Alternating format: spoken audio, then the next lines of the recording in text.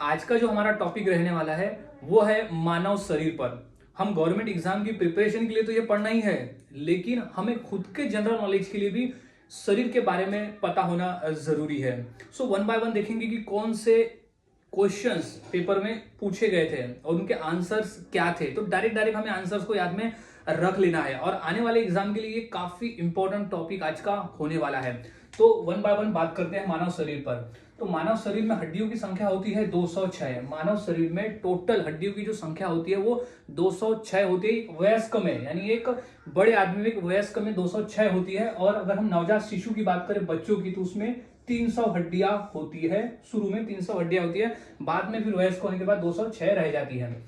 अब उसमें से सबसे बड़ी हड्डी कौन सी है, तो वो होती है फीमर हड्डी। सबसे बड़ी हड्डी होती है फीमर हड्डी, जो कि हमारे जांघ में पाई जाती है। क्वेश्चन ये पूछा गया था कि सबसे बड़ी हड्डी कौन सी है, तो वो है फीमर हड्डी। और कहां पाई जाती है, तो वो जांघ में पाई जाती है, यानी जांघ के इस हिस्से में पाई जाती है सबसे बड़ी हड्डी, जांघ में, याद रखना है। अब सबसे छोटी हड्डी कहां होती है, तो वो होती है स्टेपीज हड्डी।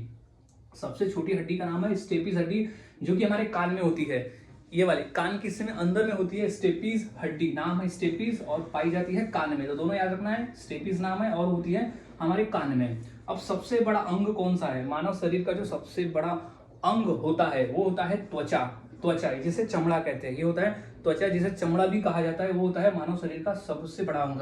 अब सबसे बड़ी ग्रंथि कौन सी होती है, तो वो होती है यकृत ग्रंथि, जिसे हम लिवर कहते हैं। वो होती है मानव शरीर की सबसे बड़ी ग्रंथि। ये पेपर में आया हुआ है, ये सभी पॉइंट्स पेपर में आए हुए हैं एमसीक्यू के फॉर्म में, लेकिन हमें डायरेक्ट डायरेक्ट आंसर को याद में रख लेना है। अब सबसे छोटी ग्रंथि कौन सी है, तो होती है पीनियल ग्रंथि। सबसे छोटी ग्रंथि है पीनियल ग्रंथि, जो कि हमारे मस्तिष्क के जब मिडल में पाई जाती है, पीनियल ग्रंथि।